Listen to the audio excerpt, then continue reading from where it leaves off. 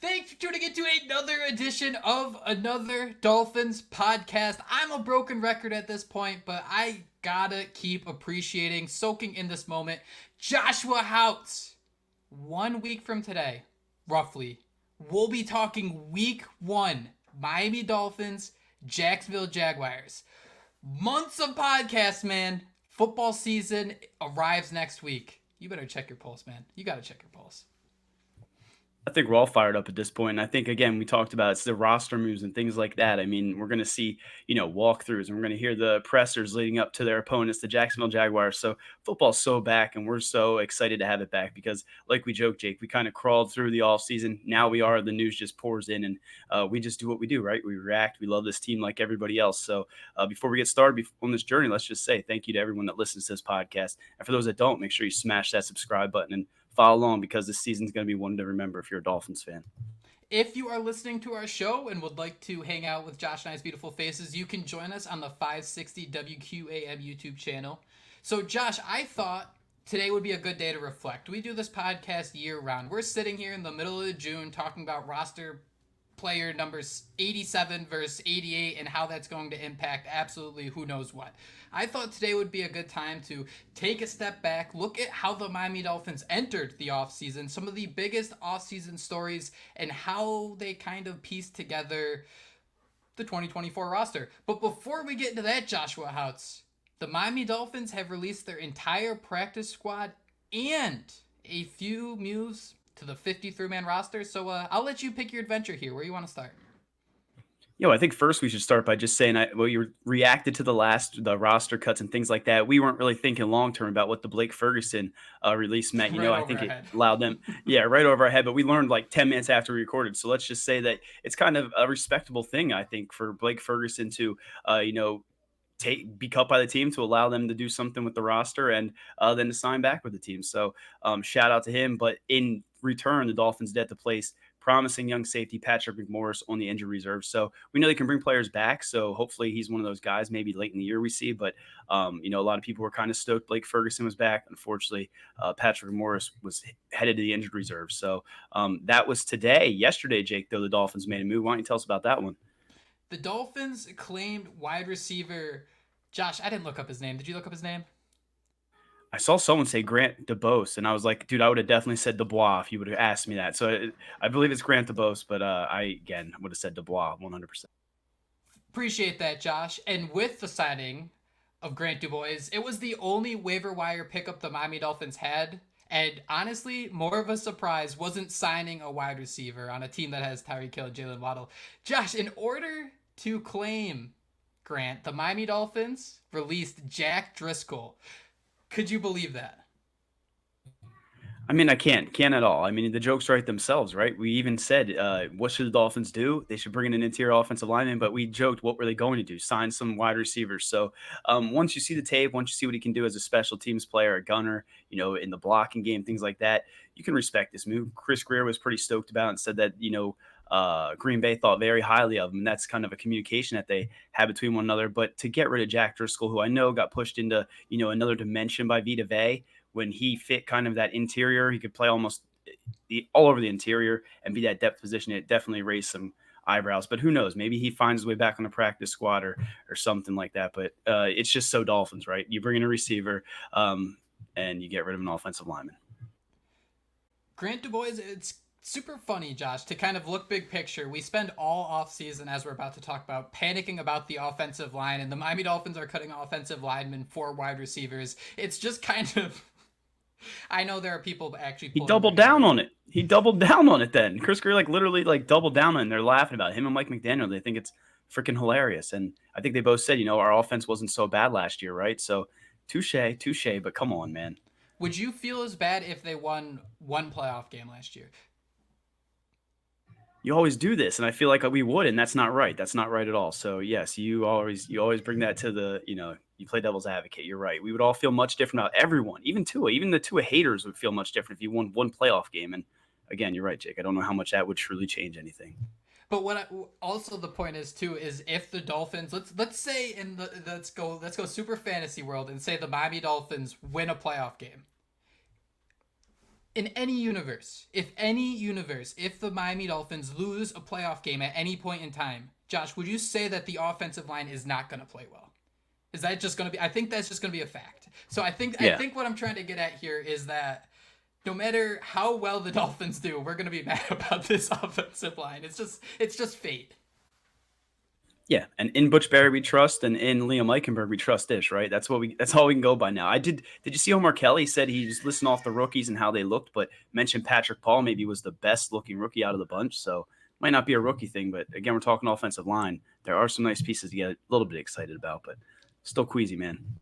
For just to circle back real quick, so Grant DuBois is now on the 53-man roster. He's Miami's 5th wide receiver, and Josh, he kind of feels like River Craycraft. He kind of feels like someone that when he's running downfield, you can kind of rip him like a Beyblade, and he's just going to bounce into everything, knocking everyone over. Just a great downfield blocker, someone who's not going to maybe be a high-volume guy. And when you think about the timing and the anticipation needed in this offense, it kind of makes sense for Miami if they're going to add a wide receiver. It's going to be one of those guys that can get downfield and do some dirty work, while Jalen Waddle, Jonnu Smith, Tyreek Hill, those guys have the ball in their hands. Yeah, and I think someone made a meme about how like the Dolphins are scared to bring an offensive lineman that can block, but they'll sign all the receivers that can block. So I think I wrote down here, could he have a Trent Sherfield role? So that's the exact same thing as a River Craycraft, right? Kind of that gritty guy that can, get downfield. And I didn't realize the quote never, didn't update. I didn't hit refresh. So I'd see my quote now. And Chris Greer said on DuBois, he's got size, he's tough, really good route runner. He's got good hands, and it was physical, and how physical is in play. Obviously, Mike McDaniel knows a lot about people up there in Green Bay with the relationship as well as I do, and they're all very high on him and said it was a very hard decision. So again, the only waiver claim they made, they obviously saw something in him. And when we were sitting here joking and looking at the 4 wide receivers that they had on the roster, even though we're hyping up what Devon Achane is going to be in that wide receiver room, we heard today Chris Greer or Mike McDaniel saying Tanner Connor now knows all these different things. So there's going to be so many different guys coming into play in that receiving core. But now you bring in DuBois, who again, he's special teams at gunner in that aspect, and then what he can do in that run game and downfield. Intrigued by the sign. It's going to be one of those low-key signs that we're all hyped about, and maybe we'll have egg on our face, but for now, I like the waiver claim, and it was definitely a guy that a lot of people overlooked. Dude, Mike McDaniel says so much nothing. He says so much nothing in all his interviews, but that quote about Tanner Connor, I had to stop. This is what he had to say. This was transcribed by Travis Wingfield. Shout out Travis for always being awesome. He was a position switch, guys, who now owns the entire playbook. In my whole career, there's probably 3 players that know fullback and can line up at slot receiver and run 2-minute, which is all memorized word association. There's nobody that has the rules. Sorry, thank you, Elon. There's nobody that has the rules of our offense and how to execute it at every level down more than Tanner Connor does. Josh, has our Deebo Samuel been under our nose this entire time? Is it Tanner Connor? Might be. I mean, we all get hyped over these guys, and we thought maybe we were way overhyped about him, but it sounds like there's a reason he's still around. And to hear that, there's only a few players that he's been around that has that type of knowledge. So there's definitely some intrigue there. And I know that we're spinning very off target here, but Elmore Kelly also said that with Mike White going to Buffalo, which I don't even know if we had the chance to report on that. Mike White, he's a Benedict Arnold, went to Buffalo, but he said that there's a whole playbook for just Jonnu Smith and that versatility there. So they got so many different offensive pieces, man. And now they bring in DuBois. So we'll see where it goes. We just hope that, it leads to that win again in the playoffs, Jake, or even 2 or 3. So we don't have to talk too much about the practice squad, but I think there are some interesting names here. And a couple things to keep in mind about the Miami Dolphins and the practice squad. It seems like the rules for this is changing every year. Because it kind of is, Josh, when you really think about it. So the Miami Dolphins so far have signed, I think, 10 players. And so the Dolphins, by the time the season starts, they can have up to 17 players, Josh, on the practice squad. Of those 17 spots, 10 are reserved for players with fewer than 2 accrued seasons in the NFL, while the other 6 spots can be used for veterans. Now, what we hear a lot is 16-player practice squads. The Dolphins last year had a 16-player practice squad. However, Byron Matos gets a special spot on the practice squad because he's sharpening his skills through the NFL's International Player Pathway Program, and that basically any team that has a player participating in that can have one extra player on the practice squad. So with that out of the way, I hope it makes sense. I'm just going to run through the names here, Josh, and we can just kind of play ping pong with some names that stick out to you. I already know who you're going to say. Tim Boyle, Jordan Colbert, Dwayne Eskridge, Eric Azukama, Jonathan Harris, Chasen Hines, Daquan Jackson, Isaiah Johnson, Naquan Jones, Byron Matos, Anthony McFarland Jr., Nick Needham, Hayden Rucci, and go ahead, Josh. It's Robbie Chosen, right? Hell Is that yeah. I can't keep. Yeah, I mean, we joke, but he really does change his name all the time. So you mentioned the rules changing. He changed his name. So hopefully it's Robbie Chosen now, but he has familiarity. So the fact that he's on this list, I mean, if you want to run through the ones that really stand out, like we talked on a previous episode, getting Nick Needham on the practice squad was huge. Isaiah Johnson, I think I had on my final 53-man roster because we saw what type of, almost a boundary corner that he can be with that physicality. So I love that he landed on there. And then Eric Azukama, man. I mean, we've been hyped. Well, I personally have been hyping him up, forever. The Tim Boyle thing, though, I don't know how I feel about that. I was hoping they'd bring in like this young athletic like prospect that they could, try to groom and do some creative things with. And it's like Tim Boyle, the 101 yard interception for Javon Holland, that guy. Like, so hopefully if we ever see Tim. Yeah, if we ever see Tim Boyle in a game, I mean, like we say, or Skylar Thompson, to be honest, we're probably screwed. But any names really stick out to you? Again, Dwayne Eskridge was a player that deep dynasty leagues. I remember getting him in some rookie drafts. So a lot of unique names that, like we talked about in previous pod, these guys, they develop and eventually they come out there and have a role. As Tanner Connor's a damn unicorn now, apparently, and he was on this list at one point. Tanner Connor? Dude, there were teams trying to trade for Ethan Bonner over the offseason. Like, there is value in the practice squad, and we can get on the Dolphins for the struggles on the offensive line, but this is a coaching staff that you're not going to bat 1,000, but it's been impressive to see how they can develop guys, and I'm excited to see someone like Eric Azukama be able to make it back to the practice squad so that developmental process can continue, and hopefully he could somehow make the impact for the Dolphins down the road. Tim Boyle, Tyler Huntley was a name I think I saw some people talking about that it would be fun to have on the Dolphins, but at the end of the day, man, maybe it's just another coach, someone who's going to try to help explain things, catch things, because you hit the nail on the head. If we can't be arguing about quarterback threes, because then we are lost in the forest, because Miami is going to be losing 40-0 no matter which quarterback is out there playing at that point. A name I really like, Jonathan Harris. He's one of those veteran guys on the practice squad. Considering that the Miami Dolphins are pretty young inside, leaning on Brandon Peely, Deshaun Hand, Jonathan Harris has been around the league for a while, so I kind of like having that depth there. You're hoping guys like Chasen Hines can just continue his developmental process. And Josh, Anthony McFarland's just interesting because it's another, hey, Mike McDaniel, here's the fast running back. Let's see what you can do with him.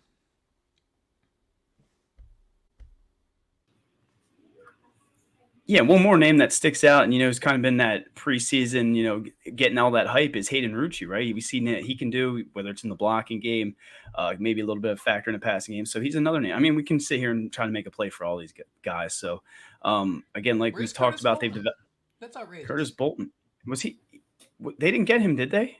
I thought you were saying I missed him. Anywhere. No, I'm saying how did I was just going through a few names in my head. He's probably the big one, right? Of guys that yeah, we and like, Chris love. Brooks. Did Chris Brooks sign somewhere else?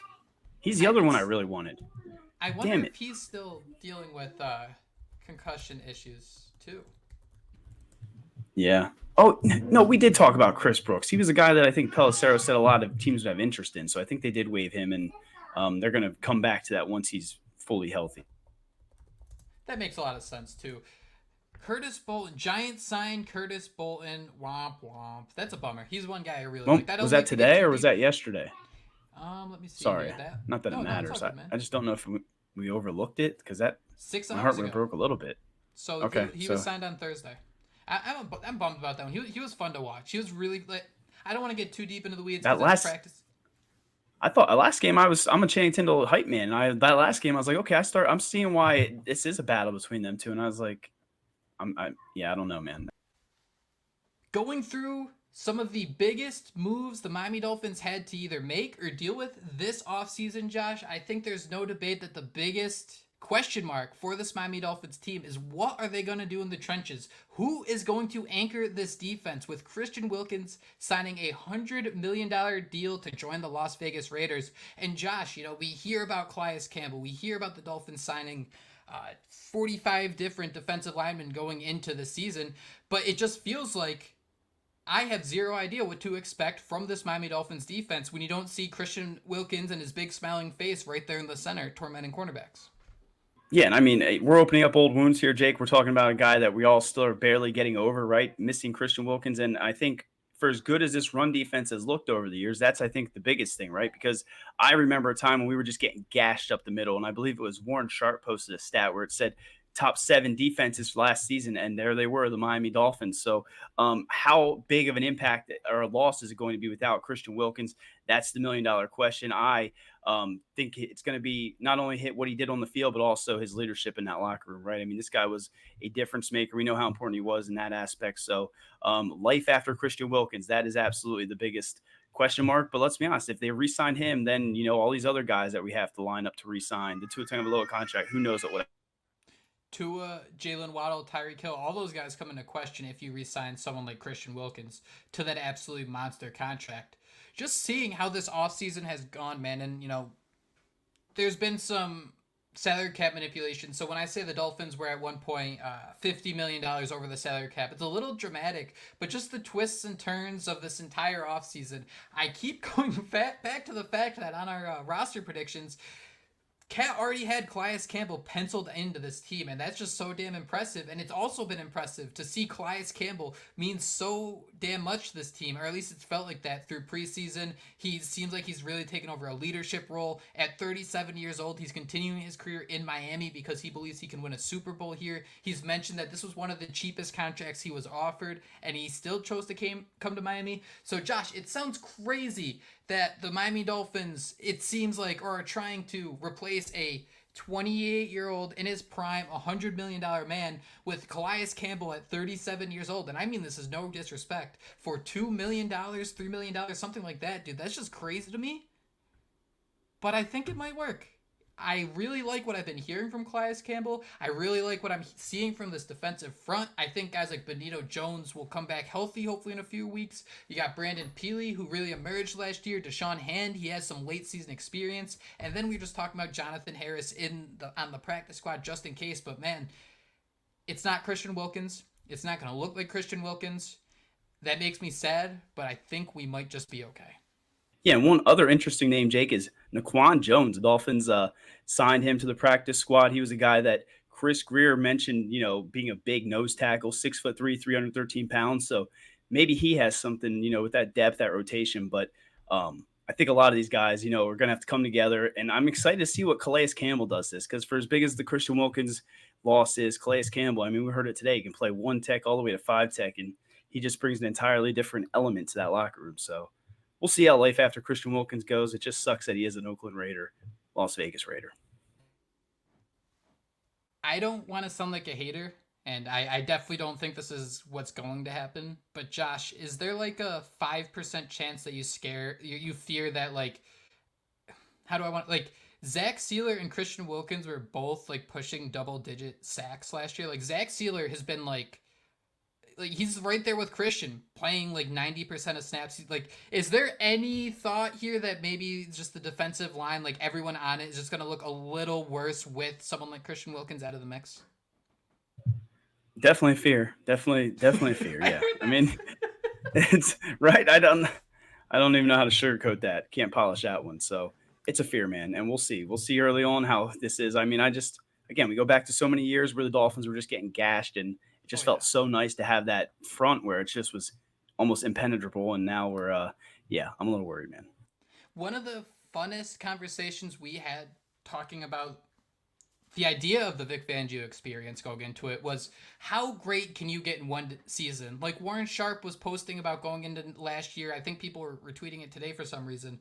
They were talking about like the top defensive fronts or the top defensive sevens in the league. And Miami was working with so many different cool pieces where you had Andrew Van Ginkel coming off the bench and you could start Bradley Chubb, Jalen Phillips, Christian Wilkins, Zach Sealer. You just had like this absolutely stout defense. And Josh, we were debating, like, you add Jalen Ramsey, how big of a jump can we expect from this Miami Dolphins defense? Like Josh Boyer's defense was like 26. It was one of the worst defenses in the league, and they made up with it for turnovers and things like that. But we were like, is it really realistic to say this team can jump to be a top 10, dare we say top 5 defense? And Josh, they kinda did that. So the Miami Dolphins were 7th in rushing yards allowed last year at 99.8.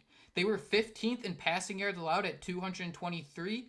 So my question for you is, how different will this Miami Dolphins defense be, and what can we expect switching defensive coordinators again, going from Vic Fangio to Anthony Weaver? Well, I hope the first thing, and I think we're already kind of seeing it, is he's a player's coach, right? We're seeing that the players just absolutely love playing for him. We see that they're not going to, pigeonhole, say, a Jalen Ramsey and keep him on one side of the field. So that's the first thing I'm excited to see. But nextly, I mean, it was last season, it did seem like the Dolphins, they did pick and choose at times to bring the heat, but it was very rare Vic Fangio to, come in, and you just see it all preseason long, whether it's off the edge with the Channing Tindall.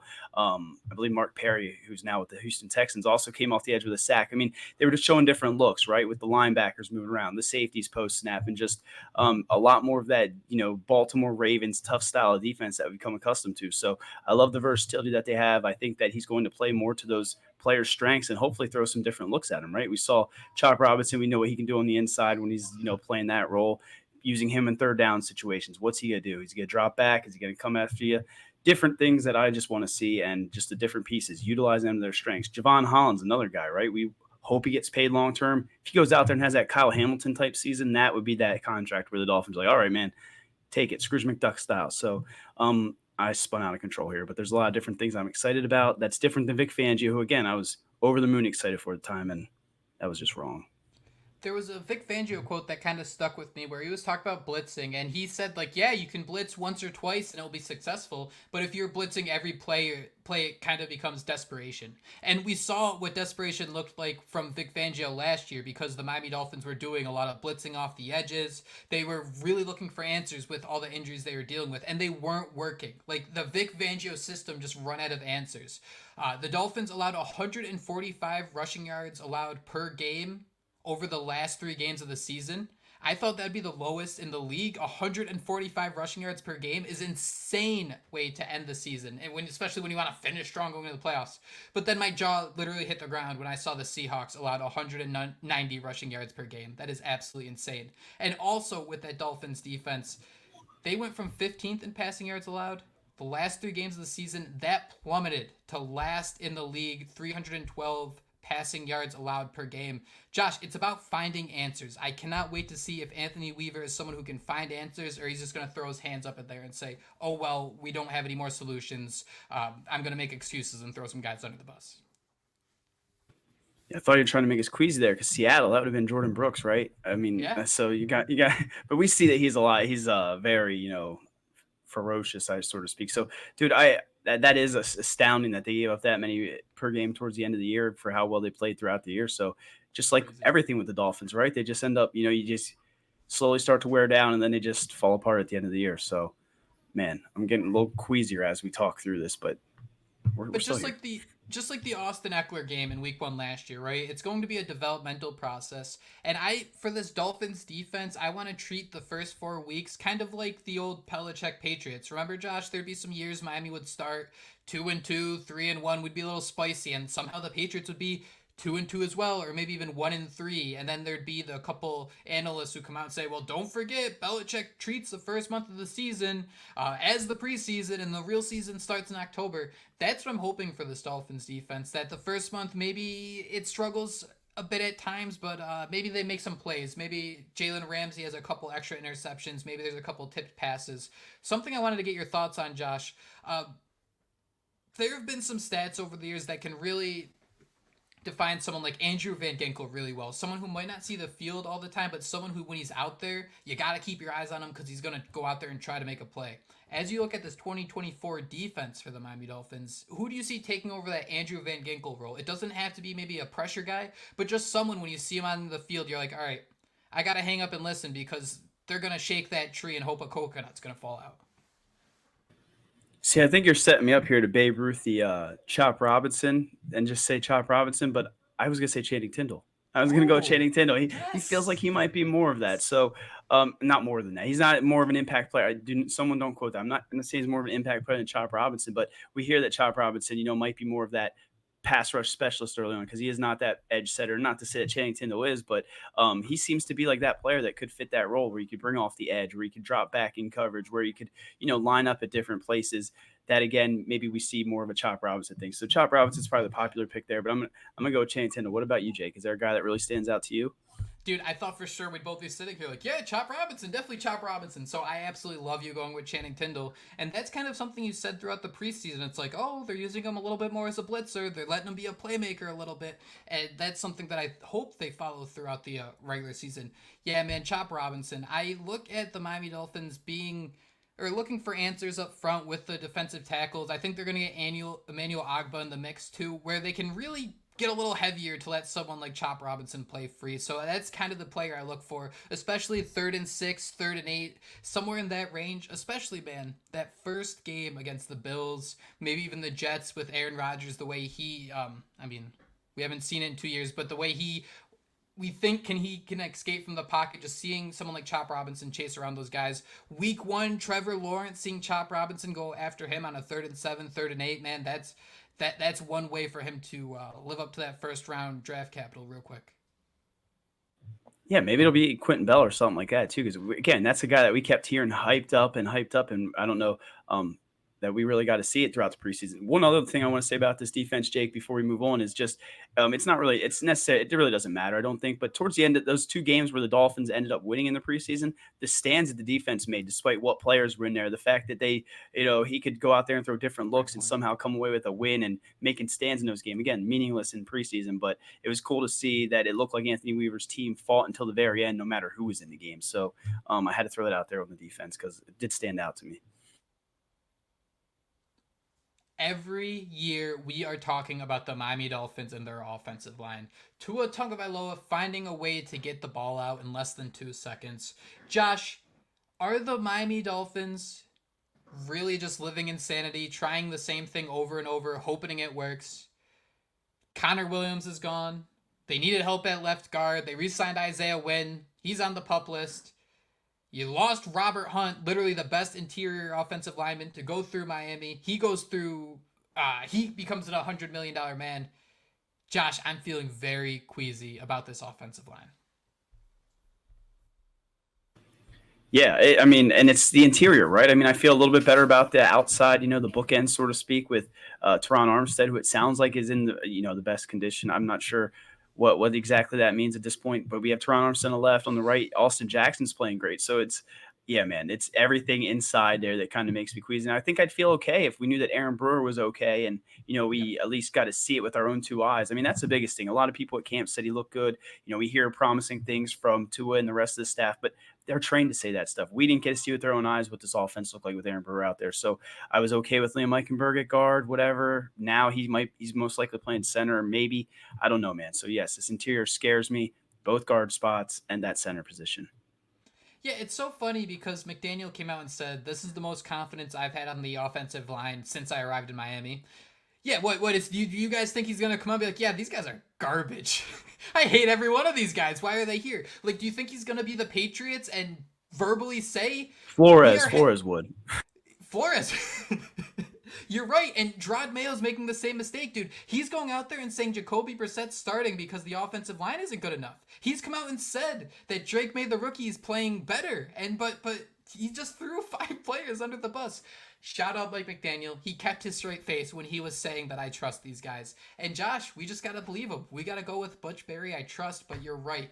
The interior of the offensive line is where I worry because Teron Armstead, pretty good left tackle and healthy. You mentioned it. Patrick Paul's been having a great camp according to Omar Kelly. So hopefully that plan to kind of be set at left tackle goes into focus. One thing that I'm a little nervous about, Josh, people have been doing some studies, and I think Dustin Godin, who appears on the podcast sometimes, he mentioned this too. Austin Jackson had the best year of his career last year playing right tackle. There's no debating that. He was at his best when Robert Hunt was next to him. There was a total difference when Robert Hunt was out of the lineup and you had Lester Cotton or Robert Jones at right guard. So we're under the impression here that Miami's kind of set at tackles, but dude, now we're getting this it's not fan fiction. It's actually good data, but we're getting these theories that Austin Jackson's going to struggle without Robert Hunt next to him. Don't get me wrong. Robert Hunt was awesome. He's an absolute mauler, but man, we can't be having these conversations too when we're trying to worry about Liam Eichenberg at right guard. We can't do this much trust-ish. That's where we're at, man. I'm glad I did not see that until now. And now I'm sitting here just went Eeyore. So we're sitting here. We should be hopefully saying promising things. And then you even got to it, right, man, brother. I don't care who's out there. I got a quick trigger. And it's like, man, we do not want to be that, live and die by the quick trigger offense. So crazy, man. Crazy times that we're living in. What'd you think of that quote in general? Because at first I was kind of like the same thing, like, oh man, you're throwing the offensive line under the bus a little bit. But I kind of felt that was Tua, especially the way he started with brother was just kind of joking. And you see it too, the leadership role, him taking the conversation off of the offensive line and putting it onto himself. I think something like everyone's still talking about that Le Batard interview, thinking it was like this entire Brian Flores like bash fest. But like it was a lot of Tua talking about becoming a leader, really developing in that leadership role, where I think that's kind of what he's doing here. Like, hey, the offensive line's struggling. Don't worry about them, man. I'll take care of them. I think that's really what he's saying there, and I think he deserves a little credit, despite the fact, like, we can kind of sit here and get a little salty about it.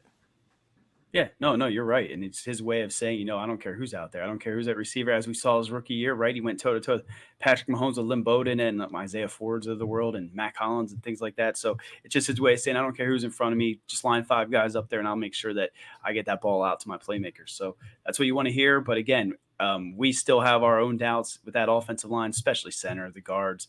And it seems like the guys in charge, the guys that get paid that big bucks don't. So we I have really don't understand, man. Why didn't Andrew Meyer take snaps with Tua in week 2 of the preseason? Like, Liam Eichenberg, I understand if you want him to be the center, the backup center. But, like, if you want Liam Eichenberg to be the backup center, I don't think you also make him the right guard and get rid of Jack Driscoll. I just feel like as you're going step by step through the process, I feel like the Dolphins kind of missed one. I don't know. And in Butch Berry, we trust. I get it. But something about the backup center being Liam Eichenberg, but you're keeping a third string center on the list just seems so weird to me. And there could be a scenario where, okay, we just wanted Andrew Meyer. Let's give him 4 weeks just to get more comfortable, and then he'll just be the backup center. That could be something, but as a panicky fan who's seen how bad this offensive line can get, I would have loved 4 snaps. Just maybe give us 4 snaps. He doesn't fumble it, and then we could be homers. Like, you know what I mean? Yeah, and maybe they just want to see if Jack Driscoll will get shit kicked in by Vita Vea like he did, right? And they're like, okay, now it's time to move on from you. But that Andrew Meyer thing, to your point, I mean, I think Chris Greer had a good point. He was a guy that they didn't want to get rid of, and they wanted to see, I guess, they want to see him develop and how the end result was. So, again, I would be a little queasy just saying right now we're going to have Andrew Meyer starting, for our playoff push, but maybe obviously there's something there, and we have to see what develops. So it's going to be in musical chairs again, I think, at the end of the day. We'll get through it. Final offensive line depth chart for the Miami Dolphins, or at least for now, they could always still make some moves. But you got Teron Armstead with Patrick Paul backing him up. Robert Jones starting at left guard with Isaiah Wynn out. Keon Smith on injured reserve. Ryan Hayes on injured reserve. Aaron Brewer, he's got that big old Q next to him. He's questionable. I think, Josh, there was like a Bigfoot photo of his hand somewhere. Someone had that where he was like using a muscle machine or something, and everyone was trying to figure out what he was doing. Did you see that? I did, and I don't know if it was YouTube or if it was just someone in our mentions, but someone did mention how they saw him with some laceration on his hand. So it was crazy that then a day later, this Bigfoot picture, like you mentioned, came out. But as others said, if he was squeezing that, it probably wasn't that, that severe. But who knows, man? And the Dolphins starting week 1. I keep saying it was going to be Liam Eichenberg, right? I said Liam Eichenberg for 5+ games, so I feel like I have to stick on that, and I hope I'm wrong. But and it's the Dolphins. They could just have this, bandage on there, and next week he'd have a hook on his hand. We'd be like, what? He'd be out for the year. We'd be like, what the hell just happened? He just got a minor surgery. He's out for the year. Okay, dude's Captain Hook. So I'm praying Aaron Brewer's out there, and we see, whatever the Dolphins see. I'm sorry. I'm trying to make light of this because we're all just sitting here, man. We're getting through it, man. For this podcast, dude, I don't know how busy your night is, but I'd love for you just to make a picture of just Aaron Brewer just I don't like know from the why movie that's so. Hook, like the movie Yes, Hook, and just just like, try to get that curly hair on him too, like a really shitty Photoshop. Yeah, I'll make oh that god. happen. I'll make it. Oh, I'm so sorry, everyone that has to listen to my schoolgirl giggles, but that's just super freaking funny. Imagining Aaron Brewer out there just 1 week he's out there squeezing the cool thing, and the next week he's got a hook. Oh God, what a we're gonna end the offensive line talk there. I think you nailed it, Josh. Any final thoughts? No, man. I just hope that I hope we don't see Patrick Paul, right? I mean, I hope we get maybe he's that sixth offensive line, but I hope Teron Armstead is that rock and we get to see him ride off into the sunset after leading the Dolphins to the Super Bowl. But I'm saying that, man. We know what's gonna happen. Before we wrap up with our off-season recap of the Miami Dolphins, Josh, this I think isn't a debate that's been had, but I'd hang up and listen if two people had it. What was a bigger issue with the Miami Dolphins going into that Kansas City Chiefs game? Was it the fact that the offensive line was dealing with injuries? No Connor Williams, Teron Armstead banged up? Or is it the fact that you had guys like Tyreek Hill and Jalen Waddle banged up? We saw Tyreek Hill being thrown around like a rag doll. We hear about the issues Jalen Waddle was working through. So we're just talking about the offensive line and how we're kind of confused that this was such a big mistake. Like the Dolphins had these issues. They had issues in the trenches. Why didn't they just try things, add depth? The offense or the wide receiver group, Josh, is the same exact way. They started with four. Obviously, they added someone off the waiver wire, but this is the Tyreek Hill and Jalen Waddle show at the position. Yeah, and I don't know about you, man, but I kept Jalen Waddle in a fantasy league, and I'm looking at it, and there's this big question mark right next to his name, and I think he even started the week wearing a red shirt. I believe people were saying, Yeah. or ended the week. We're in Thursday. I'm all mixed up, but yeah, man, and that's what we don't want to see, right? We don't want to get to Kansas City, get late in the year, and just see a banged up Jalen Waddle, a banged up Tyreek Hill, just getting bumped into oblivion by Trent McDuffie or whatever it is. So I want to see the way this offense can overcome it, and right away seeing them keeping four wide receivers on immediately had me go, whoa, what? Grant DeBose obviously made it 5, but then Jake, we've been talking about all season. Who could step up as that maybe some of those other guys down the roster or at other positions that maybe, we're not looking at quite per se. Who catches more passes this season, Braxton Berrios or Grant Dubois? Got Barrios. Who catches I'm more not confident passes in this that. season, Braxton Berrios or River Craycraft, who is beginning the season on injured reserve? Probably Craycraft. Who catches more passes this season, Malik Washington or Braxton Berrios? We'll go with Malik Washington. So what I you're want you to telling get to. me Okay. is that the Dolphins have 5 receivers on their depth chart right now, and one of them's not even going to be targeted. That's what you're telling me with Braxton Berrios. Which like that's kind of my concern here is that if Tyreek Hill and Jalen Waddle are being paid so much where if you lose a blue chip player, your offense is always going to struggle. But man, if you got to put Braxton Berrios in there for like a Jalen Waddle or a Tyreek Hill, this team is going to be in absolute trouble. Trouble. And that's why I'm a little queasy about the Odell Beckham situation. It doesn't sound like he'll be out for too long. But this is a wide receiving group that has little answers behind. Don't get me wrong. You have the two best answers in the NFL in Tyreek Hill and Jalen Waddle. But man, right after that, I just get a little queasy. I mean, Malik Washington isn't necessarily someone you could let be a volume guy. I think you want to limit his touches. So, I mean, you're really hoping here, man. Tyreek Hill, 12 targets. Jalen Waddle, 10 targets. And then you go from there. Yeah, and I was kind of thinking I was trying to cue you up because I think what you have here is the Devon Achane and Jonnu Smith, and I think that's where it's really going to come into play, right? Because we've talked about it since, I think you kind of hit it at first, Jake, before it kind of gained traction. Now it's that tumbleweed that's slowly growing into that huge boulder, the rolling down the hill. But either way, I mean, you said it, Devon Achane, he can be that Tyreek Hill type, right? I think even CK Parrott and others have showed highlights where it shows that they're almost similar build and things like that. So what can he bring to the passing game? We've seen a little bit throughout the preseason, and then we know Jonnu Smith's supposed to be a unicorn. Tanner Connor is another name we need to throw out there after what Mike McDaniel said today. So, dude, I think we're going to see a lot of guys, catching passes at, again, tight end, wide receiver, or running back, and maybe play other positions. And that's the glory of what this Mike McDaniel's offense might evolve into, but also what has us a little bit queasy and scared because outside Tyreek Hill and Jalen Waddle, there's a lot of unknowns. That's kind of the thing here, man. You can look at it two ways. Like, CK Parrott did a great job really discussing about Tyreek Hill and Jalen Waddle get most of Miami's targets, but that doesn't mean they're on the field all the time. With all the pre-snap motion, they're doing a lot of running where where they're running out of gas early. So there's two things I kind of think here, Josh. One, the Miami Dolphins need Tyreek Hill and Jalen Waddle on the field more if you're going to follow up with your track stars of Braxton Berrios and Malik Washington. No offense to those guys, but like I just don't see that transition as smoothly. Maybe as we look at guys like Jonnu Smith doing that pre-snap motion, you can only have one guy going in motion. Is this their way of maybe letting Tyreek Hill and Jalen Waddle be distractions after the snap instead of before the snap? Because before, even when they were moving in motion, if they didn't get targeted, they were still being a distraction just by moving around the field. Is getting Jonnu Smith going in that action? Of course, maybe they'll do some end arounds. We've already seen it. Maybe that's just film for opposing defenses to bite the cheese as is. But that kind of got my brain going that maybe this is a different way the Miami Dolphins can save their guys without taking them off the field as guys like Odell Beckham maybe gets a little more healthy. Yeah, I think you nailed it. I think we should probably delete that because I think you're giving away too much secret. Because I mean, you're sitting here saying that, I'm just like, oh, that makes a lot of sense. And we've seen Jonnu Smith run that action, right? We've seen even Eric has a comment at times. So they have packages where some of those, I don't want to say the lesser players, but where it's not Tyreek Hill running the motion necessarily. And again, that would save him so much of that leg and wear and tear and instances like that. But that's what gave him that free release at times, so he doesn't get buried into the ground Trent McDuffie style. So they'll have to pick and choose the way they use it. But man, I think you're onto something with that.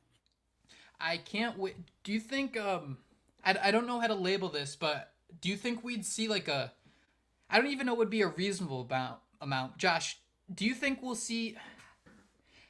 Is there any universe where in the huddle you see Devon Achane, Raheem Mostert, and Jalen Wright?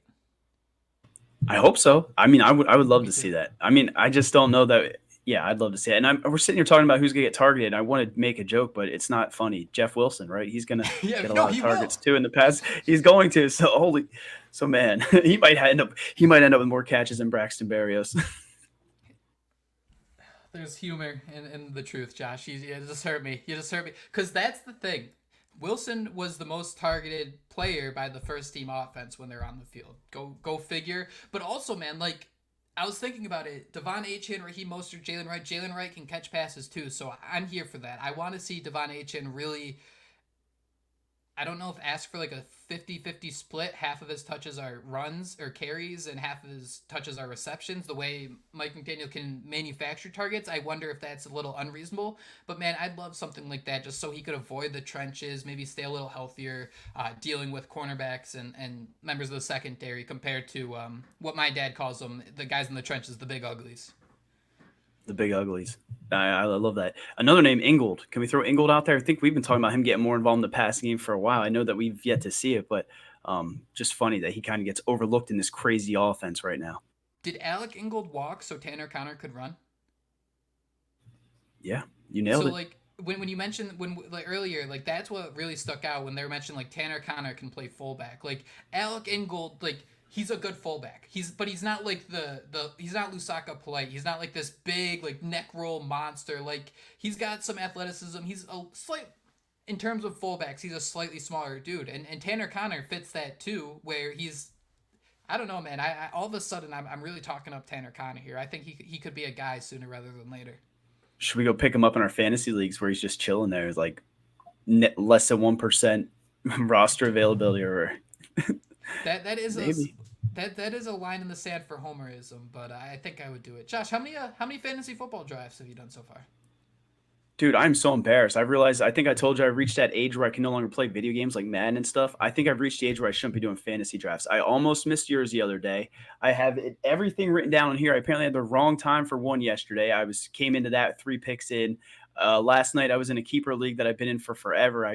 Luckily I have 4 keepers locked in because I came into that in the 5th round. So, dude, I have done 4 drafts now, and I've been almost late to all of them, unless you're counting the rookie drafts, which I think that's where I need to stick to those rookie drafts because, dude, I don't know. I tell you I'm Dory, man, but it's sad even when I have it written on my board. What about you, man? How many have you had, and how many shares of Jalen Wright or some Dolphins players? Because I was doing the count, and I have way too many. I shouldn't say way too many to a ton of low shares, but dating back to his rookie season. And I'm only realizing this now. I was supposed to tell you to do the background, and I completely forgot.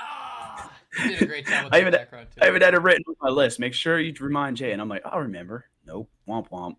That's a bummer. Because you killed this background. You did a great job with this background. I've done But one I so didn't far. look the Odyssey logo. I still got to move that up. Okay, does look Ooh. nice. Oh, there. Oh, there we Oh, go. look There at we go, that. boy. Nice. Dude, it has like a Zubaz pants feel to it too. If you're on the podcast 560 WQAM, if you want to know what we're talking about.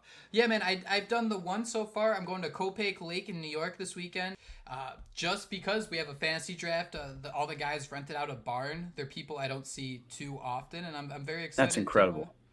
go have a good time for a weekend, right? And up here in the Northeast, we got the leaves changing. It's autumn, all that stuff.